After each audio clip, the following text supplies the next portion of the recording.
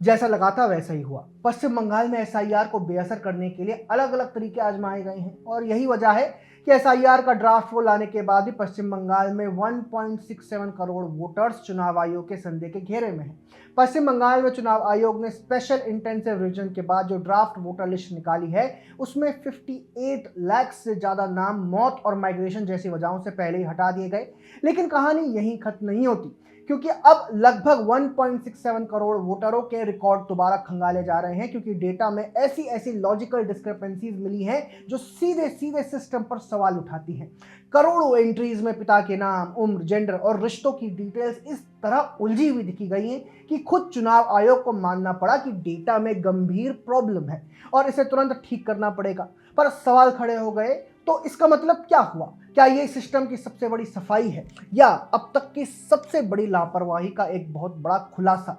हमने आपको अपनी पहली वाली वीडियो में बताया था कि कैसे घुसपैठियों ने अनजान से लेकर मृत भारतीय व्यक्ति को अपना बाप बताकर वोटर कार्ड में गड़बड़ी की, जिससे एसआईआर में उनका नाम ना कटे। उसी कड़ी में और भी नए नए चौंकाने वाले खुलासे हुए हैं। जैसे एक रिपोर्ट के मुताबिक करीब 85 लाख वोटर्स के रिकॉर्ड में पिता के नाम में मिसमैच है, यानी एक ही परिवार के अलग अलग सदस्यों के पिता के नाम अलग अलग तरीके से दर्ज है या बिल्कुल ही गड़बड़ है। उसी तरह 11 लाख से ज्यादा मामलों में वोटर्स और उनके माता पिता के बीच उम्र का फासला 15 साल से भी कम दिख रहा है, कहीं 50 साल से ज्यादा का गैप दिखाई दे रहा है और लाखों रिकॉर्ड में दादा दादी के साथ एज गैप का लॉजिक भी मेल नहीं खाता। ऊपर से 19 लाख से ज्यादा ऐसे लोग हैं जो अचानक 45 साल की उम्र के बाद पहली बार वोटर बनते दिख रहे हैं और लगभग 13 लाख मामलों में जेंडर मिसमैचेस पकड़े गए हैं। ये आंकड़े सिर्फ टेक्निकल गलतियां नहीं है, बल्कि पूरा सिस्टम किस हद तक बिना वेरिफिकेशन के चल रहा था ये साफ दिखाता है। इससे तो ये भी समझ आता है कि जहां चुनाव आयोग की कोशिश वोटर लिस्ट से घुसपैठियों को निकालने की है, लेकिन चुनाव आयोग का ग्राउंड लेवल स्टाफ, जो राज्य सरकार के स्टाफ होते हैं, उनके लेवल पर घुसपैठियों को वोटर लिस्ट से हटाने की ईमानदार कोशिश नहीं हुई।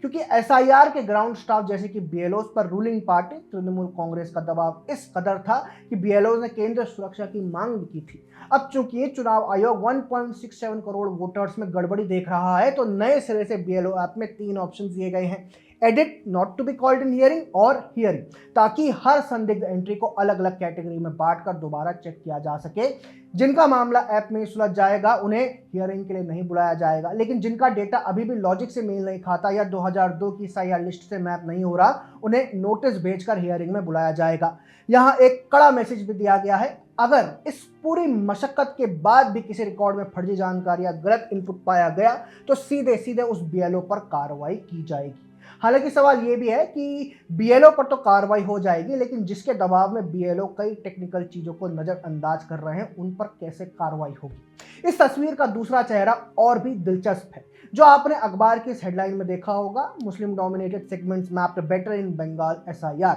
इसका मतलब कि जहां मुस्लिम आबादी ज्यादा है, मुस्लिम डोमिनेटेड जहां पॉपुलेशन ज्यादा है, वहां डेटा में अनमैप्ड या संदिग्ध वोटर्स की हिस्सेदारी अपेक्षाकृत कम दिख रही है, यानी वहां की वोटर लिस्ट तुलनात्मक रूप से ज्यादा साफ नजर आ रही है। वहीं जिन इलाकों में बंगाली, हिंदू, मातवा और दूसरे रेफ्यूजी या माइग्रेंट पृष्ठभूमि वाले समुदाय बड़ी संख्या में रहते हैं, वहां अनमैप्ड वोटर्स और हियरिंग के केस कहीं ज्यादा दिखाई दे रहे हैं, जिससे अंदाजा लगाया जा रहा है कि सबसे ज्यादा दबाव और कागजी उलझन इन्हीं इलाकों और इन्हीं परिवारों पर पड़ने वाली है। इसलिए भी ऐसा कहा जा सकता है कि एसआईआर का काम पश्चिम बंगाल में खत्म नहीं, बल्कि अब शुरू हुआ है, क्योंकि चुनाव आयोग को एक बार फिर यह भी सुनिश्चित करना है कि एक भी जेन्युइन वोटर छूट ना जाए और एक भी घुसपैठिया वोटर लिस्ट में ना आ जाए।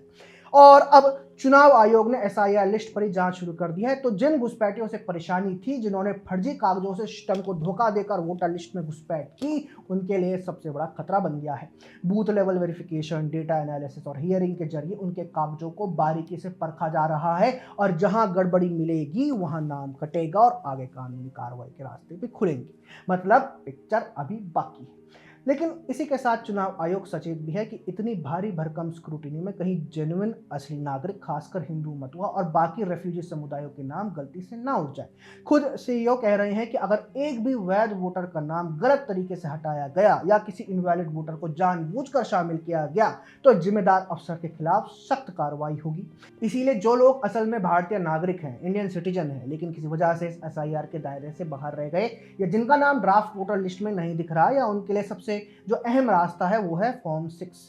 फॉर्म 6 दरअसल वो आधिकारिक फॉर्म है जिसके जरिए कोई भी इंडियन सिटीजन अपना नाम वोटर लिस्ट में जुड़वाने के लिए आवेदन करता है। अगर आपकी उम्र 18 साल या उससे ज़्यादा है, आप भारत के नागरिक हैं और पश्चिम बंगाल में सामान्य रूप से रहते हैं, लेकिन आपकी एंट्री कभी ड्राफ्ट रोल में नहीं है या पहले कभी नाम कटा था और अब दोबारा जुड़वाना है, तो आपको तुरंत फॉर्म 6 साइन करना चाहिए, इसे भरना चाहिए। इसमें आपको अपना नाम, जन्म तिथि, जेंडर, पूरा पता, किसी एक वैध पहचान पत्र का नंबर और अपने पिता, माँ या पति पत्नी में से किसी एक का नाम सही सही भरना होता है। साथ में उम्र और पते का प्रमाण लगाना पड़ता है, जैसे आधार, जन्म प्रमाण पत्र, स्कूल प्रमाण पत्र, बिजली पानी का बिल या राशन कार्ड वगैरह। और आखिर में सबसे बड़ी बात, बंगाल जैसे राजनीतिक रूप से बेहद चार्ज राज्य जहां हर चुनाव नतीजा राष्ट्र राजनीति की दिशा बदल सकता है, वहां वोटर लिस्ट कितनी बड़ी क्लीन अप एक्सरसाइज सीधे सीधे लोकतंत्र की विश्वसनीयता से जुड़ जाती है। अगर इस प्रक्रिया में फर्जी वोटर्स, फेक वोटर्स की सफाई हो जाती है और असली नागरिक का वोट सुरक्षित रह जाता है, तो ये देश के लिए एक मजबूत मैसेज होगा कि अब घुसपैठ और फर्जीवाड़ा डेटा के पीछे छिप नहीं सकता। और ये इंश्योर करने के जिन 1,67,00,000 वोटर्स की स्क्रूटनी शुरू हुई है, उससे कई ऐसे खुलासे हो सकते हैं जो ममता बनर्जी की लीडरशिप वाली राज्य सरकार के सच को उजागर भी करेगी।